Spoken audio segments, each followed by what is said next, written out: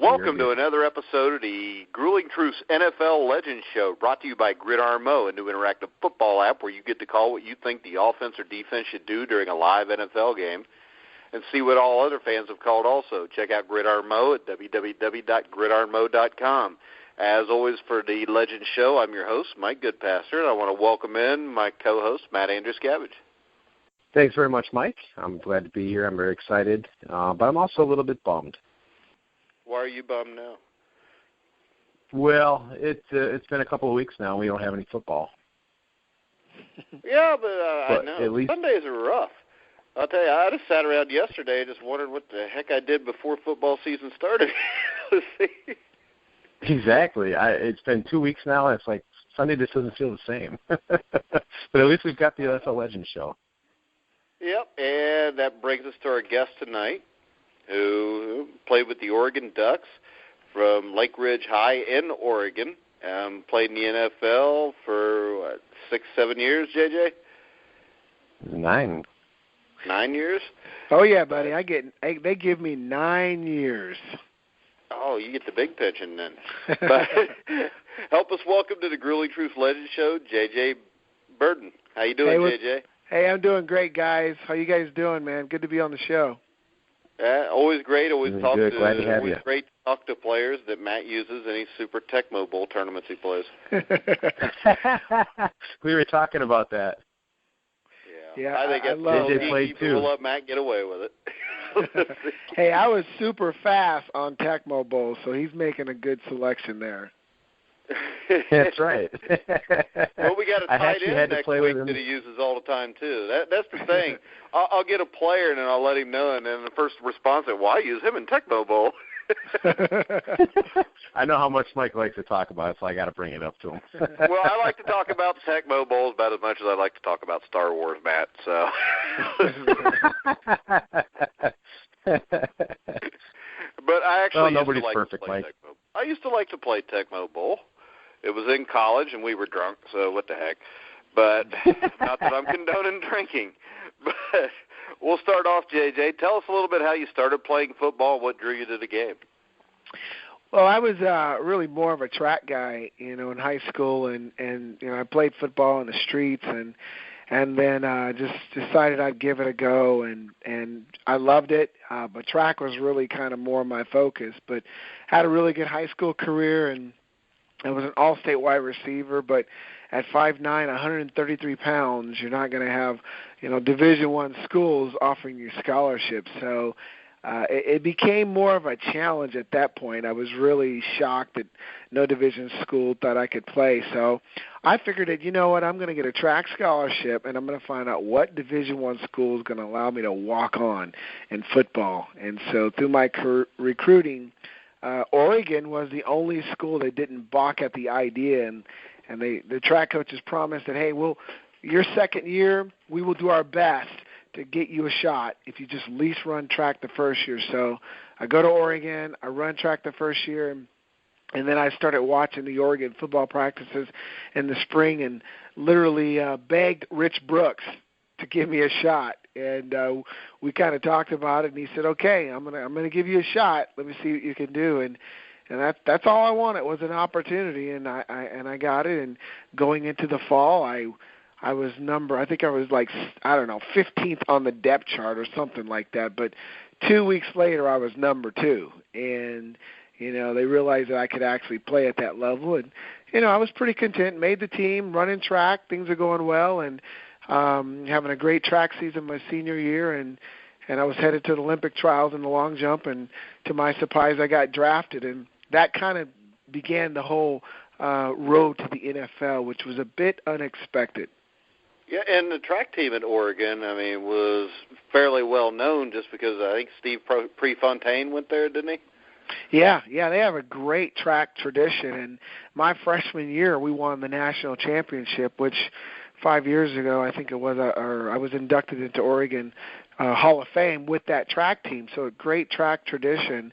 But it's so funny, guys, because I was so focused on track, and all of a sudden I get drafted by the Cleveland Browns, and everything kind of changed in my plans and my direction. Well, so you talked about you're at Oregon from '84 to '87. Do you have any memories you'd like to recount there? I mean, you definitely, like you were saying, you jumped the depth chart. And what were your favorite memories over in Oregon?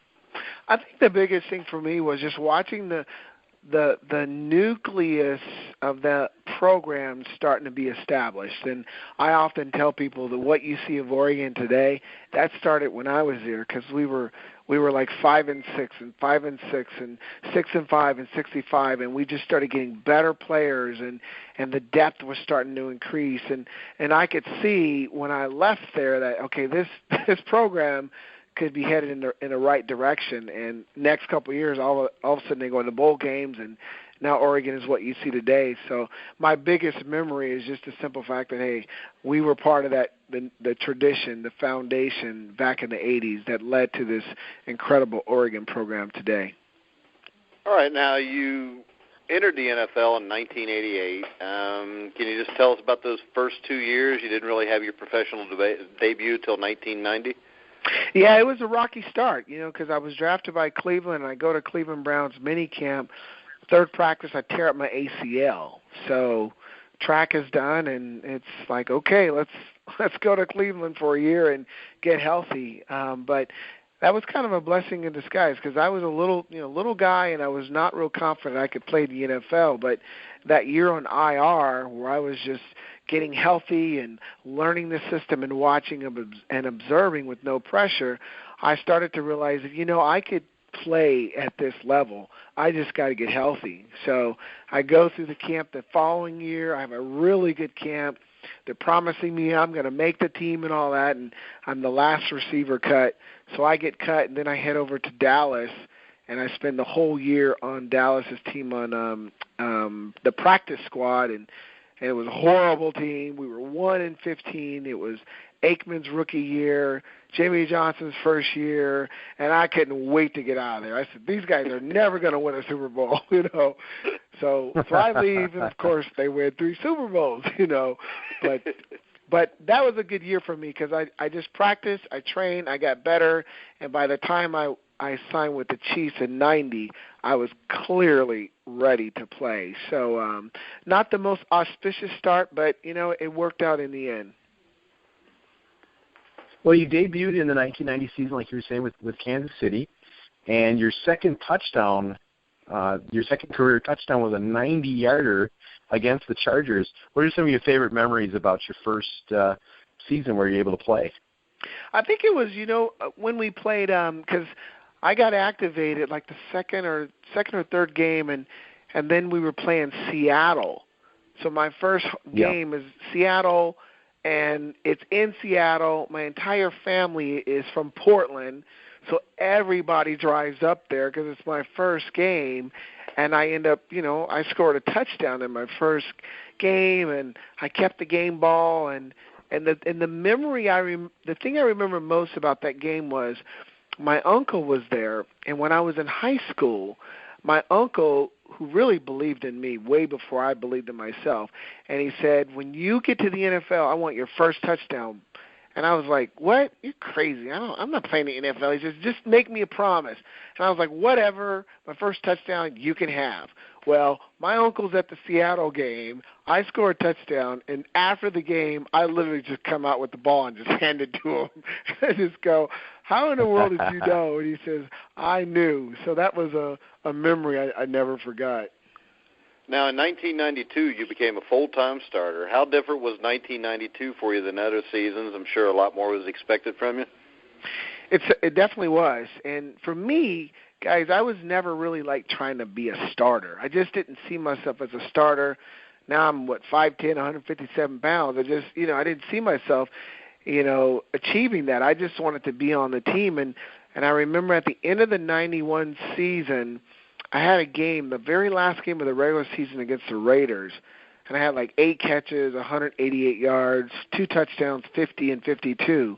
And because of that game, they started to see me as a starter. And, initially I just couldn't accept it. But that 92 season, I was a starter, and I had to make the adjustment. And I'd say the pressure kind of picked up a little bit, but I definitely did the best I could to respond and had a couple of really good years there. And but it was neat, from a little guy who was begging to walk on at Oregon, now at 5'10", 157 pounds, I'm a starter in the NFL. That was kind of cool. So, you said, you were used to a certain way to play. Was it more the position that you had to play? You probably had to play split end rather than maybe in the slot or something like that. Was it just making the adjustment in a position? Well, it was more a couple things. It was making the adjustment of playing every down almost. And then the second thing that I learned was if I learned all four of the wide receiver positions, the X, Z, and then the two inside ones, then they could move me around and try to create mismatches, and I have more opportunities to play. So I made sure I did that. So one play I might be X, then I might be Z, and I might be H, and so they moved me around. So I had more responsibility. And really just, you got 80 offensive plays, and you're playing a majority of those. Every play, you had to know what you were doing. You had to perform at a higher level. And you're always kind of looking over your shoulder because there's some young, tall receiver that's waiting for you to mess up, So there was that added pressure to perform every day on every play. Well, by 1993, there were some offensive changes, most notably the arrival of running back Marcus Allen and Joe Montana. What was it like to play with those guys? That was a thrill, and it was definitely one of the highlights of my career since I didn't make it to a Super Bowl. But to be in the huddle with Marcus Allen and Joe Montana, Joe Montana, I used to watch him play when I was in the 8th grade and watching him win Super Bowls, and now I'm taking plays taking passes and hearing him give me plays, and it took me some time to adjust the fact that Joe Montana's in the huddle with me, but it was great because I recognized clearly that I see why this guy has been so successful, as a proven leader, as how he prepared, how he executed, and lifted up my game because he was such at a higher level that I realized that I needed to make sure I was on top of all the plays, all the adjustment, because Joe was kind of like your Peyton Manning and your Brady of today. He was looking at the defense, he was changing the plays, and you need to make sure you're on the same play. So definitely an honor, but definitely, motivated me to step up my game too. Now, in 1993, when you guys made the playoffs, you were pretty much the primary target of Dave Craig and Joe Montana. You want to tell us a little bit about your playoff experiences? Yeah, that was the highlight of my career, that 93 season, because we were, we always made it to the playoffs, but now we have Joe, we have Marcus. We felt like, okay, we have all the pieces in place. So as we entered the playoffs, we were very confident that we would get to the Super Bowl. And we had a comeback win against Pittsburgh where I had a touchdown in that game. And then we had a comeback win against Houston. I had a touchdown in that game. And then we obviously lost to Buffalo after Joe got knocked out of the game. But it was such a thrill to be a part of that team and to see everybody's attitude and their intensity and their confidence level just get lifted up every single game. I just thought for sure we were going to the Super Bowl. So, as I said earlier, a highlight of my career. Well, there's two individuals from that team that I would like to know what it was like to play with and for. One of them is obviously Coach Schottenheimer, and the other one is Derek Thomas. Well, Marty Schottenheimer definitely was a favorite of mine. He drafted me in Cleveland, and that was one of the reasons why I chose Kansas City, because I knew that he would give me a fair shot. I think many people have their different opinions about Marty because he was kind of old school. We had really long and intense practices, but Marty was just a coach that demanded excellence, and if you did your job, you had no problem. And I was one of those guys that I did my job. I had a great relationship with him. He was a great motivator.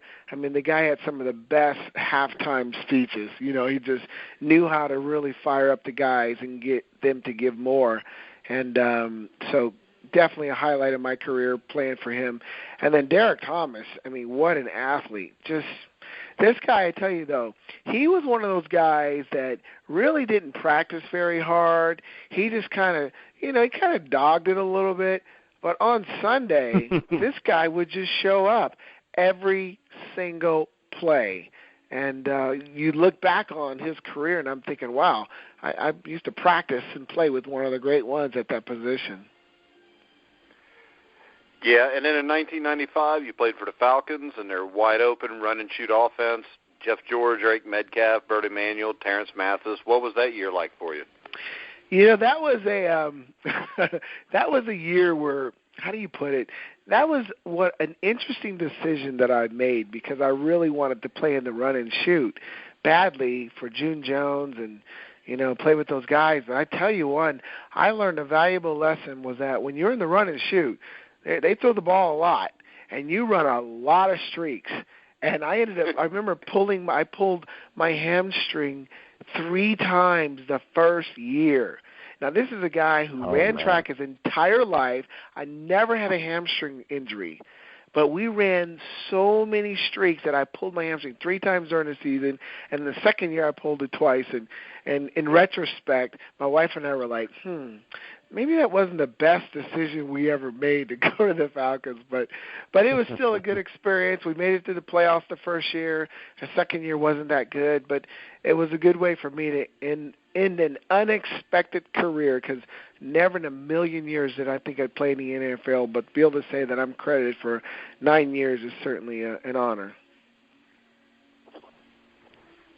Well, what do you think of how the NFL? You're talking about, pulling your hamstring, and on an offense like that. What do you think of the way the NFL handles player safety? Well, I think they've done a better job. They definitely have done a better job, guys, because when I played, we had so much contact in practice. And inside practice, people are always talking about concussions in games. In practice was where we were getting the concussions. The intensity of the practices and the impact.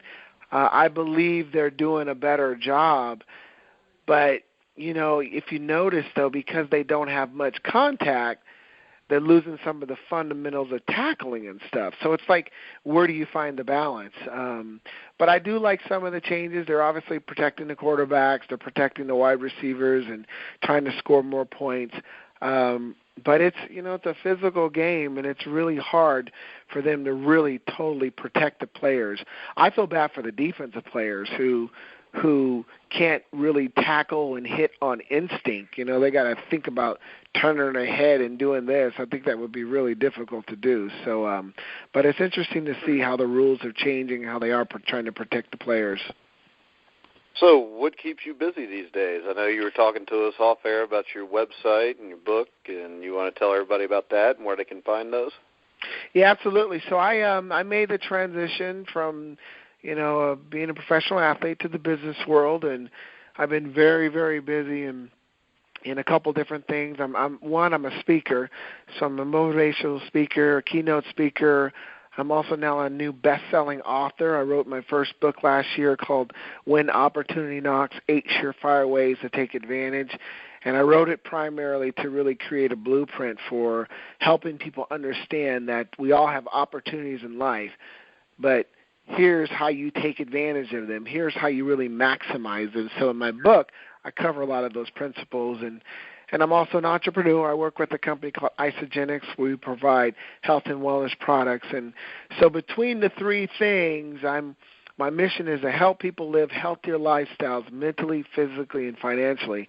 And I'm able to do that. So it's been good. I've been happily married 25 years now. I have 8 children, and there's a never dull moment in the Birden household. Dang, 8 children, JJ? Yeah, there's a little bit of a story of that. I have 3 biological children, and my wife and I adopted our 5 nieces and nephews about 7 years ago. So that's how we went from 3 to 8.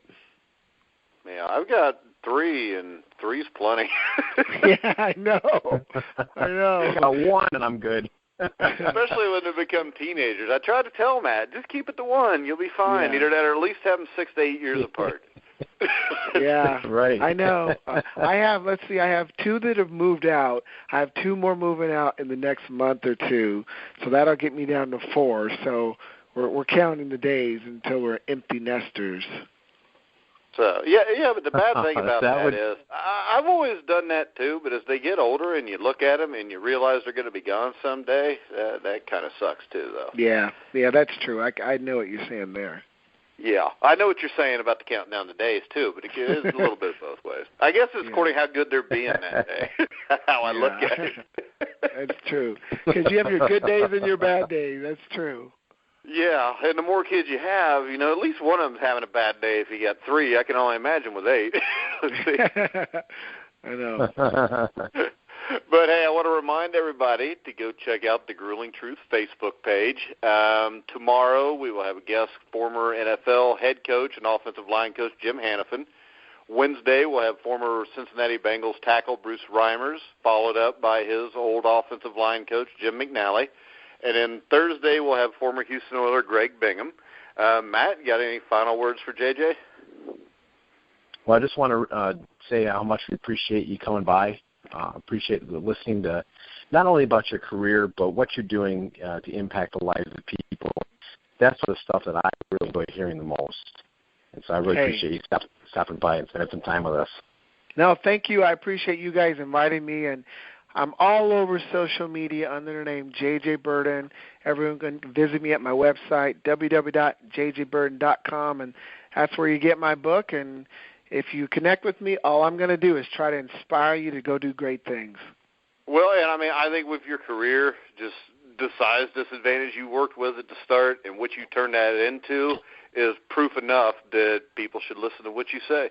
Thank you. I really appreciate that. That means a lot, because think about how many people out there where someone told them they can't do something, and I heard that all my life, and I want to do my best to prove people wrong and encourage others to do the same.